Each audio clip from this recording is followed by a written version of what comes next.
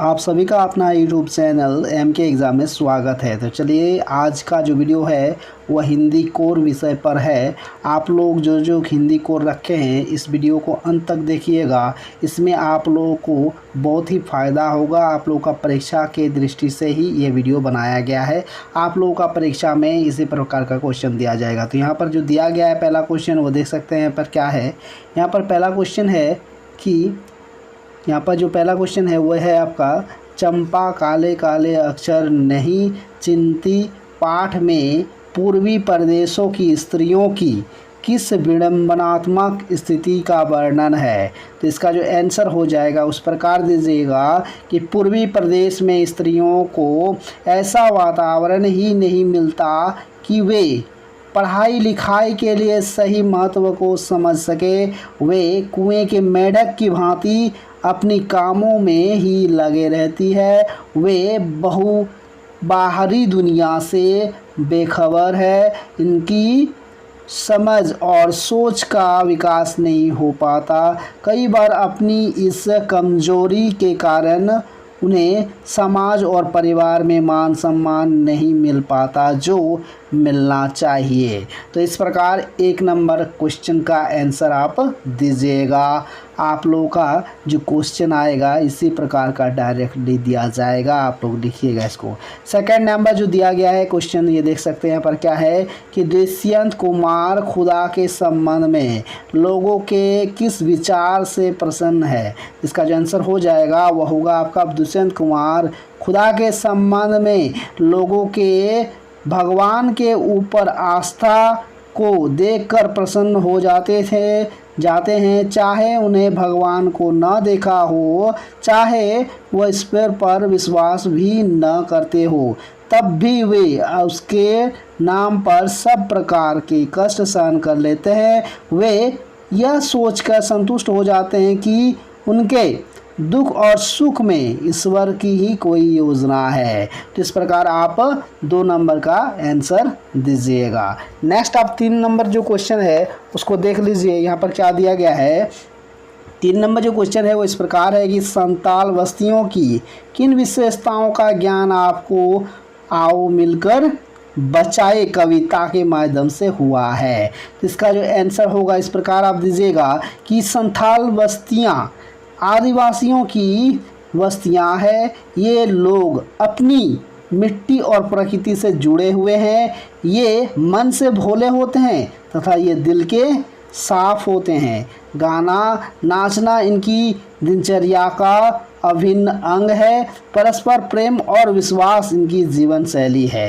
तो इस प्रकार आप इसका आंसर दीजिएगा 3 नंबर का, जो बहुत ही इम्पोर्टेंट है। समझ गए ना। आपका 4 नंबर का जो क्वेश्चन दिया गया है वो इस प्रकार है, देख सकते हैं कि गांव और शहर दोनों जगहों पर चलने वाली मोहन के जीवन संघर्ष में क्या अंतर है। तो इसका जो आंसर हो जाएगा वो होगा आपका, गांव में मोहन अपने लिए संघर्ष कर रहा था।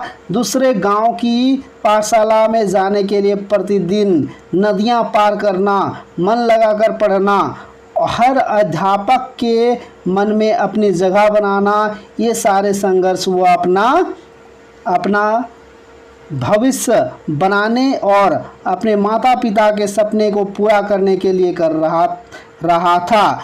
लखनऊ शहर में जाकर रमेश के घर में आलू लाना, दही लाना, धोबी के कपड़े देकर आना, ये सब काम वह रमेश के परिवार के लिए कर रहा था। इससे उसका अपना भविष्य धूमिल हो गया और माता पिता के सपने टूट गए। गांव का होनहार बालक शहर में घरेलू नौकर बनकर रह गया था। इसी प्रकार तर्क लिखकर सहपाठी के साथ चर्चा का आयोजन किया जा सकता है। इस प्रकार आप इसका क्या आयोजन किया जा सकता है, इस प्रकार आप इसका आंसर दीजिएगा। नेक्स्ट आपका क्वेश्चन जो दिया गया है देख सकते हैं। यहाँ पर 5 नंबर में क्या दिया गया है। 5 नंबर में क्वेश्चन दिया गया है कि रजनी के चरित्र की क्या क्या विशेषताएं हैं। इसका जो आंसर होगा, रजनी इस पाठ की नायिका है।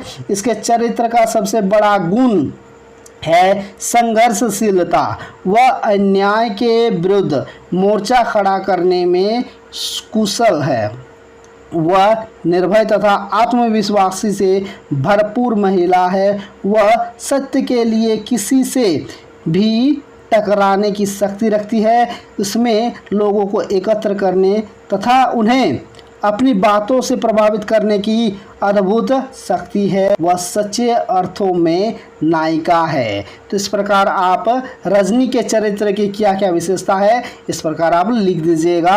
नेक्स्ट आप देख सकते हैं 6 नंबर में क्वेश्चन क्या दिया गया है। 6 नंबर में जो क्वेश्चन दिया गया है, भारत माता के प्रति नेहरू जी का क्या अवधारणा थी। तो इसका जो आंसर दीजिएगा आप इस प्रकार दीजिएगा, भारत माता के प्रति नेहरू जी की अवधारणा यह थी कि यहाँ धरती, पहाड़, गगन, नदी, खेत आदि के साथ साथ यहाँ के करोड़ों निवासी भी भारत माता है। भारत माता की जय से मतलब यहाँ के लोगों की जय से है। इस प्रकार भारत माता के प्रति नेहरू जी की अवधारणा थी। तो इसके बाद नेक्स्ट क्वेश्चन आप देख सकते हैं 7 नंबर में क्या दिया गया है। 7 नंबर में क्वेश्चन जो दिया है, घरेलू नौकर को किन किन समस्याओं का सामना करना पड़ता है। तो इसका जो आंसर हो जाएगा यहाँ पर देख सकते हैं। उसके बाद दिया गया है कि बेबी हालदार की ओलो अंधियारी के आधार पर उत्तर दे। इसका आंसर आप इस प्रकार दीजिएगा। देख सकते हैं यहाँ पर क्या है, घरेलू नौकर को निम्नलिखित समस्याओं का सामना करना पड़ता है। वह क्या क्या है देख सकते हैं। 1 नंबर में जैसे आप दीजिएगा इसके वो क्या लिखिएगा, इन लोगों को आर्थिक सुरक्षा नहीं मिलती। उसके बाद नेक्स्ट देखिएगा यहाँ पर क्या है, इन्हें गंदे व सस्ते मकान किराए पर मिलते हैं क्योंकि ये अधिक किराया नहीं दे सकते। नेक्स्ट आप देख सकते हैं, इनका शारीरिक शोषण भी किया जाता है। उसके बाद इनसे अधिक काम लिया जाता है। अन्य समस्याएं जो है वह है आर्थिक तंगी के कारण इनके बच्चे अशिक्षित रह जाते हैं। उसके बाद चिकित्सा सुविधा व खाने के अभाव में ये अशिक्षित रहते हैं। इस प्रकार आप 7 नंबर का आंसर दीजिएगा। ठीक है, इसके बाद जो दिया गया है 8 नंबर में क्वेश्चन जो देख सकते हैं यहाँ पर दिया है क्या, तातूस के बेबी हालदार को लेखन के लिए क्यों और कैसे बाध्य किया। तो इसका जो आंसर होगा वो इस प्रकार दीजिएगा कि तातूस ने बेबी की पुस्तकों के प्रति रुचि देखकर उसकी पढ़ाई लिखाई के बारे में पूछा। जब बेबी ने कई बांग्ला लेखकों के बारे में बताया तो तातूस को लगा कि बेबी लेखन कार्य कर सकता है। उन्हें बेबी को एक पुस्तक पढ़ने के लिए दी। कुछ दिन बाद तातूस ने बेबी को एक पेन और डायरी देकर कहा कि वह प्रतिदिन इसमें कुछ न कुछ लिखे। बेबी ने कोशिश की कि तातूस उसे बाध्य ना करे, मगर तातूस तो ठान चुके थे कि बेबी को लेखन की कार्य करना है। उसके बाद लिखिएगा, तातूस ने लेखक का बार बार लेखन के लिए कहना जारी रखा। उसके बाद कहानी कहना जारी रखा। उन्हें लेखिका का परिचय अपने कोलकाता व दिल्ली के दोस्तों से करवाया। अब तातूस के साथ साथ कोलकाता से भी बेबी के उत्साह भरे पत्र आने लगे। इसका असर यह हुआ कि बेबी को लिखने पढ़ने का आनंद आने लगा। तो इस प्रकार आप 8 नंबर में जो क्वेश्चन दिया गया है कि तातूस ने बेबी हालदार को लेखन के लिए क्यों और कैसे बाध्य किया, तो इस प्रकार आप इसका आंसर दीजिएगा। 9 नंबर में जो क्वेश्चन दिया गया है वो इस प्रकार है, देख सकते हैं कि जेठू ने बेबी को यह क्यों कहा कि तुम दूसरी आशापूर्ण देवी बन सकती हो। तो इसका जो आंसर है इस प्रकार आप दीजिएगा कि तुम दूसरी आशापूर्ण देवी बन सकती हो। जेठू ने यह कथन रचना संसार के उस सत्य को उपघटित करता है जिसमें प्रतिकूल परिस्थितियों में रहते हुए लेखिका आशापूर्ण देवी ने अनेक रचना का निर्माण किया था। वह भी केवल बंगला पढ़ती थी और वह भी बहुत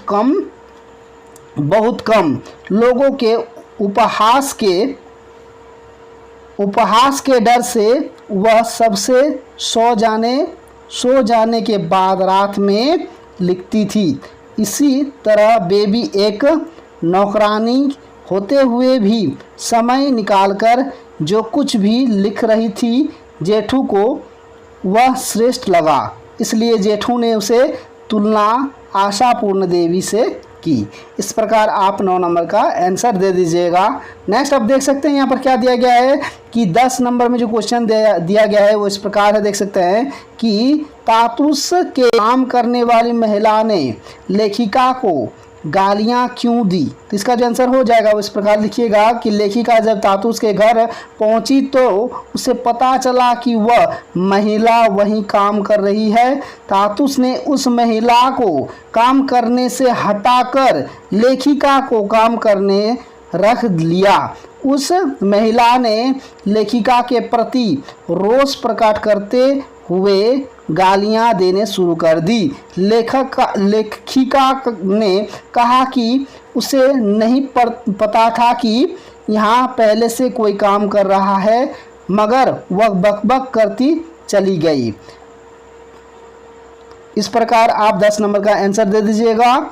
तो यही आप लोगों के लिए 10 इंपॉर्टेंट क्वेश्चन था। आप लोगों को अगर वीडियो अच्छा लगे तो चैनल को सब्सक्राइब कर दीजिएगा, साथ ही साथ बेल के आइकन को भी दबा दीजिएगा और दोस्तों के साथ शेयर भी कर दीजिएगा। जय हिंद, जय भारत।